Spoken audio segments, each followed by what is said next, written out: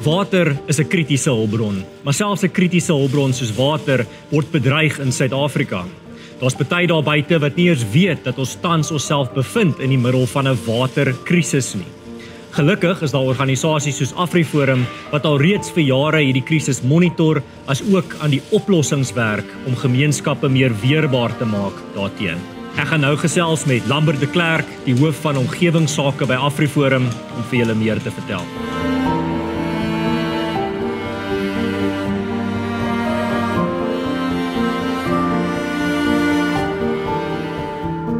Lambert, Suid-Afrikaners sal dalk nie eers weet ons is tans in 'n waterkrisis nie. Hulle voel dit dalk nog nie persoonlik nie, maar daar's miljoene Suid-Afrikaners daar buite wat reeds die effekte daarvan voel. En AfriForum se standpunt is dat ons juis reeds landwyd in 'n waterkrisis is. Kan jy vir ons bietjie meer 'n idee gee van die omvang van hierdie krisis? Ja, Ernst, ek dink as 'n mens gaan kyk tans in Suid-Afrika, mens kan nou byvoorbeeld nou oor Desember was 'n groot kwessie gewees, byvoorbeeld in Johannesburg, waar daar eintlik gemeenskappe en buurte sonder water gesit het vir weke aan een. Nou, dit is net een voorbeeld daarvan. Ek dink in die platteland is dit 'n baie groter krisis alreeds. 'n Mens kan gaan kyk na plekke soos Parys, in Noordwes kan 'n mens na Lichtenburg gaan kyk as 'n goeie voorbeeld. En so reg oor die land is hierdie, noem dit paddastoele, besig om op te kom, wat eintlik vir ons indikasies gee dat hier 'n groot krisis op pad is. Die blou en groen druppel van die departement van Water en Sanitasie sê ook vir ons duidelik uit hulle statistieke uit dat daar 'n groot krisis op pad is. En mens kan selfs na AfriForum se blou en groen druppel verslag ook gaan kyk waar ons 210 dorpe se water getoets het en 87% van dit is skoon. Dit wil sê 13% van die water wat ons getoets het tydens daardie periode van die projek was nie op die gehalte gewees wat dit moet wees vir menslike gebruik nie. En dit is die tekens wat eintlik vir ons wys dat daar 'n krisis op pad is en eintlik hy reeds hier is. Ons was nou die dag by Bethal om dalk na 'n waterpunt te gaan kyk. Kan jy vir my bietjie meer vertel van hulle storie, amper as 'n gevalle studie van hierdie waterkrisis? Ja, ek dink Bethal is 'n baie goeie voorbeeld. Dis deel van die Govan Mbeki plaaslike munisipaliteit waar daar eintlik vir maande, selfs jare eintlik groot waterprobleme is. Die een deel daarvan is hulle kry water van Randwater af. Nou uiteraard Randwater is 'n makro of in Engels praat hulle van 'n bulk water service provider. So hy gee groot skaalse water tot op 'n punt en dan is die munisipaliteit se verantwoordelikheid om dit verder te versprei in die gemeenskap. Nou daarsoos om en by van vroeg laas jaar af was daar 'n probleem dat vir al die hoogliggende areas nie water gekry het nie. Nou ons was verskeie kere in die hof ook gewees oor hierdie kwessie en daar's nie 'n duidelike antwoord van hoekom die gemeenskap sonder water sit nie, maar die gemeenskap doen. Nou is die vraag maar wie moet verantwoordelik gehou word? Nou uiteraard, die munisipaliteit is praat hulle in Engels van die Water Services Authority, hy is die autoriteit basies wat die water of verantwoordelik is om water te verskaf aan daardie gemeenskap. So hy uiteinde is eintlik noemde die skuldige een wat moet verantwoordbaar gehou word. Hulle het daar sonder water gesit tot so 'n skaal dat AfriForum deur middel van 'n klomp gemeenskapsinisiatiewe saam met die boere in die area water begin verskaf het by ons noodwaterpunte. Die kommerwekkende ding, mens kan dit seker 'n kommerwekkende ding noem, maar die grootste kwessie daarvan is dat die gemeenskap het sonder die hulp en sonder die geld van die regering of die munisipaliteit oor die 2 miljoen liter water verskaf aan daardie gemeenskap. En dit is die enigste water wat daar was. So mense moes na noodwaterpunte toe kom en besighede byvoorbeeld om water te kry. Anders het hulle nie water nie. En 'n mens kan nie besigheid doen eintlik sonder water nie. Jy kan nie sonder water gaan nie. En ons almal weet dit. En dit sê vir ons dat daar 'n groot krisis is en dat dit eintlik nog groter gaan word. Ja, nou dit is kommerwekkend die feit dat dit verwag moet word van gemeenskappe om op die enigste linie te wees teen hierdie krisis, om enigiemand wat iets doen, kom uit gemeenskapsgeleedere eerder uit die regeringsgeleedere uit. Maar dan terselfdertyd, dis ook lofwaardig die feit dat jy sien gemeenskappe kom bymekaar, dink aan 'n oplossing. Maar jy het nou genoem spesifiek wie se skuld is dit. Jy het gepraat meer van wie moet verantwoordbaar gehou word. Is hierdie krisis, as jy nou landwyd kyk, is dit 'n mensgemaakte krisis? Wat sit agter dit? Ja, ek dink daar's verskeie kwessies of verskeie redes. Ek dink een van die grootste goed is die feit dat die munisipaliteit nie instandhouding doen nie. So dit is 'n mensgemaakte probleem. Gauteng is 'n goeie voorbeeld van dat dit 'n mensgemaakte probleem is. Weens instandhouding nie gebeur nie, gaan daar miljarde rande se geldwaarde verlore as gevolg van waterverliese. Die landswye persentasie is so 40,08%. Nou dit sê vir ons dat daar is 'n groot kwessie dat ons die water wat klaar gesuiwer is, verloor uit lekkasies uit. Die ander groot ding dink ek is, en dit is 'n algehele mensgebruiksprobleem dink ek, is die hoeveelheid water wat ons per capita gebruik. Nou Suid-Afrika se statistiek is so om en by 270 tot 290 liter per dag wat ons gebruik, terwyl die internasionale standaard so 170 liter per dag is. So dit sê vir ons dat ons is bietjie onverantwoordelik met hoe ons te werk gaan met water. En dit is wat bydraend is tot hierdie kwessie en meer druk sit op hierdie kwessie. En ek dink dit is een ding wat ons self elkeen by ons huise moet begin doen, is eerstens om meer spaarsamig met water te werk. Sit slim waterbesparingsmeganismes in jou huis in, byvoorbeeld op jou krane en so voort, en monitor jou water. Maak seker hoe jy jou water gebruik en waar jy dit gebruik en so voort. En moenie jou tuin nat maak byvoorbeeld in die middel van die dag nie. Dit is klein goedjies soos dit wat elke liewe klein druppeltjie kan die emmer volmaak. Maar saam met dit is die groot probleem is dat die regering moet verantwoordelik gehou word van al munisipaliteite oor hoe hulle te werk gaan met water.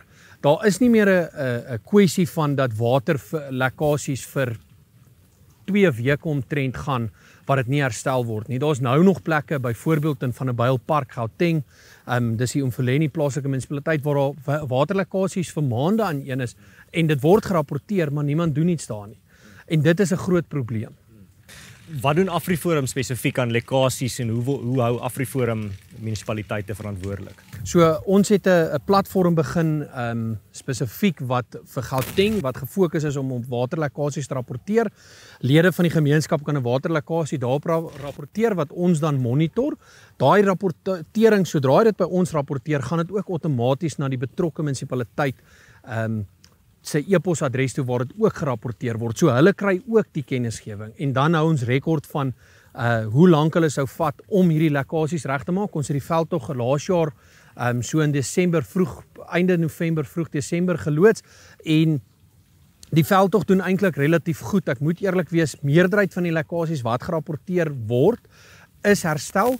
Dit is ongelukkig 'n plek soos Umfuleni wat redelik swaar trek. Umfuleni het 'n geskiedenis van swak bestuur ongelukkig en daar is op die horison lig met nuwe beplanninge wat hulle besig is in spesifiek die Umfuleni plaaslike munisipaliteit, maar oor die algemeen is dit hoe die projek werk. Wat ons ook begin doen het is ons het so 5-6 jaar terug besef dat daar 'n groot krisis is of 'n krisis op pad is wat water betref. En die vooruitskatting was dat wat ons gesien het gaan gebeur is dit 4 goed basies. Die eerste is dat die kwaliteit van water gaan afneem. Die blou en groen druppel verslag sê dit en wys dit duidelik uit dat daar is 'n meer as 50% van munisipaliteite kan nie gewaarborgde of so 46% ekskuus wat sê dat hulle kan nie die water wat hulle aan mense gee is nie op standaard vir menslike gebruik nie. Dit is die eerste tekens. Saam met dit is dit die toegang tot water, bedoelende jy maak jou kraan oop en daar kom geen water uit nie. Die ander groot vooruitskatting wat ons sien gaan gebeur is dat water gaan eksponensieel duurder word in Suid-Afrika. Ons betaal nog relatief baie goedkoop vir drinkwater spesifiek in Suid-Afrika en die voorspelling is dat dit gaan aansienlik duurder word. Presies soos wat ons gesien het met die kragkrisis met Eskom, gaan dit met water begin gebeur en dit is eintlik reeds besig om te gebeur.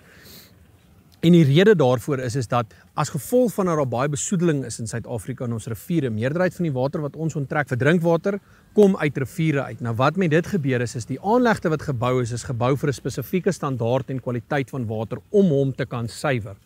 Nou word die kwaliteit swakker. Dit beteken dit kos ons meer om die water skoon te kry en uiteraard met dit beteken dit dan dat dit duurder gaan wees om daai water skoon te kry, wat beteken die eindverbruiker gaan meer moet betaal. Dit is ongelukkig die ding. En die vierde kwessie of vierde vooruitskatting wat ons gesien het en dit het reeds eintlik laas jaar die eerste keer gebeur is die ekosisteemverval. Die Vaalrivier waar die waterslaai so eksponensieel gegroei het en ontplof het, was 'n goeie voorbeeld van so 'n krisis wat gebeur het waar die rivier se kwaliteit so sleg was en dit eintlik toe so goed gunstig gemaak het vir die waterslaai om te groei en dit het massiewe implikasies gehad vir daardie area. Rakende ook wat ons doen is soos hier agter ons hierdie noodwaterpunt is 5 jaar terug omtrent het ons gesien dat hier kom 'n krisis, daar gaan areas wees wat sonder water gaan begin sit. Dis het ons begin noodwaterpunte oprig reg oor die land. Hulle is nie gekoppel op die munisipale sisteme nie, dit is hoofsaaklik gefokus op boorgate ensovoorts om te kyk waar ons noodwaterpunte kan oprig. Ons staan nou so net onder die 100 of oor die 100 noodwaterpunte landwyd wat ons probeer vestig en ons probeer elke liewe maand, elke liewe week nog noodwaterpunte vestig reg oor die land.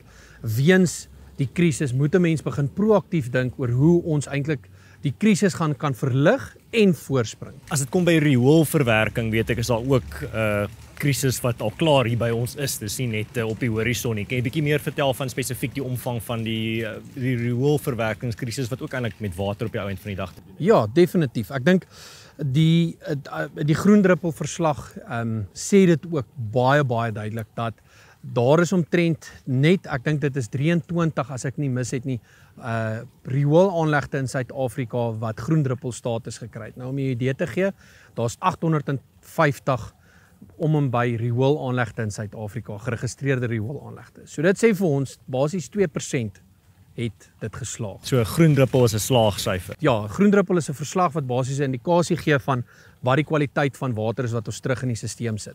So dit sê vir ons dat daar is 'n massiewe krisis op pad, of eintlik nie eers op pad nie, hy's klaar hier.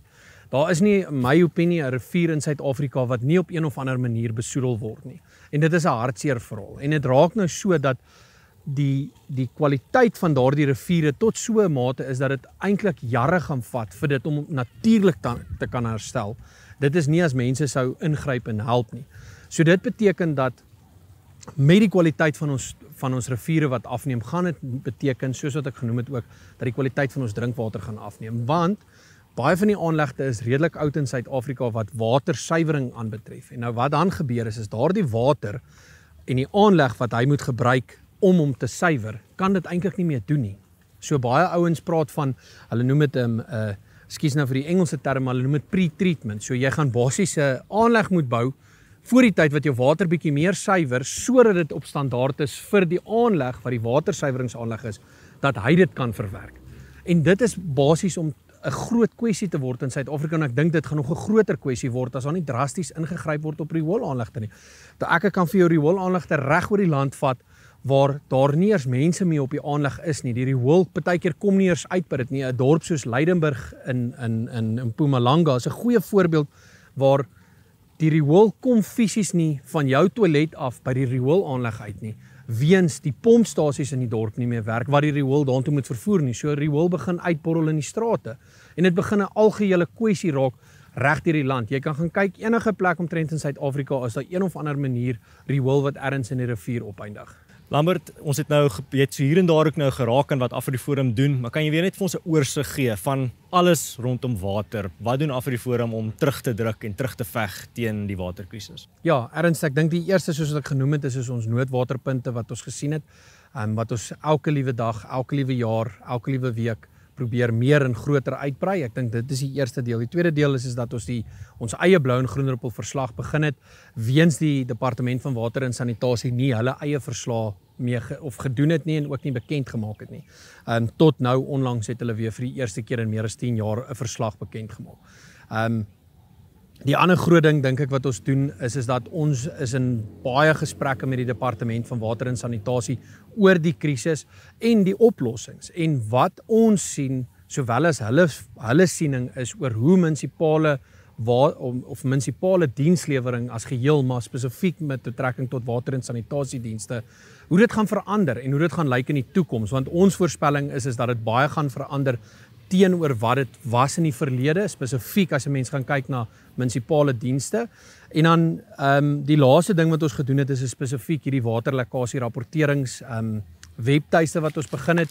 Dit is by waterkrisis.co.za, spesifiek die webtuiste waartoe jy kan gaan of die webblad waar jy eintlik al die relevante inligting kan kry van AfriForum se betrokkenheid oor enige waterkwessie reg oor die land, tot ons verslae en dokumentasie ensovoorts. Die ander groot ding wat ek dink die toekoms gaan inhou is dat die privaat sektor gaan 'n kritiese belangrike rol speel in hoe munisipale dienste gaan gelewer word. Ons sien die Departement van Water en Sanitasie maak al reeds geleide en gesprekke oor die privaat sektor se betrokkenheid en ek dink daar is wesenlike voorbeelde in Suid-Afrika reeds wat bewys dat byvoorbeeld daar is 2 tipes van hierdie waar hulle praat van 'n triple P. In Engels is dit 'n public-private partnership, in Afrikaans is dit 'n openbare publieke vennootskap wat 'n kontrak is of 'n konsessie is van 30 tot 40 jaar waar privaat maatskappye munisipale dienste oorneem en bestuur namens daardie munisipaliteit. En ek dink dit gaan 'n groot voorbeeld wees en rol vir die toekoms van hoe Suid-Afrika se water bestuur word op hierdie stadium. Dit is ongelukkig sodat die munisipale sisteme veral op plaaslike vlak beheer verloor het oor eintlik watter dienste hulle moet doen en hoe hulle dit moet doen. Nou net laastens, hoe kan mense vir AfriForum ondersteun in hierdie geveg?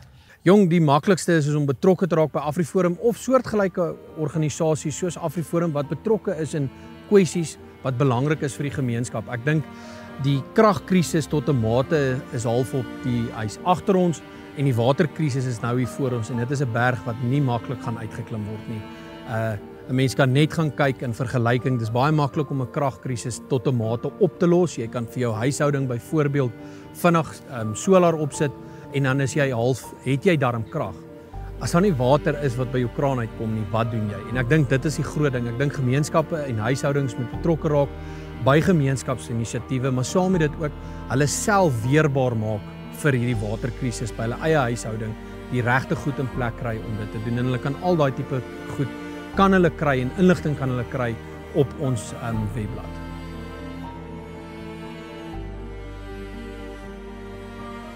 Die idee van 'n waterkrisis kan vreesaanjaend wees, maar gelukkig is daar die gerusstelling dat daar organisasies daar buite is soos AfriForum wat terugveg en wat ligter is oor die realiteite van hierdie krisis. In die volgende episode gesels ons oor kragopwekking en hoe organisasies en gemeenskappe tans besig is om hulle self meer weerbaar en staatsbestand te maak teen die kragkrisis waarbinne ons onsself bevind. Vir meer inligting oor hierdie hele selfdoen benadering, die selfbestuur uitkyk, kan julle my dokumentêr gaan kyk met die naam Selfbestuur op AfriForum se YouTube kanaal. Julle kan ook vir AfriForum ondersteun in ons missie deur 'n lid te word, deur te gaan na www.wordlid.co.za.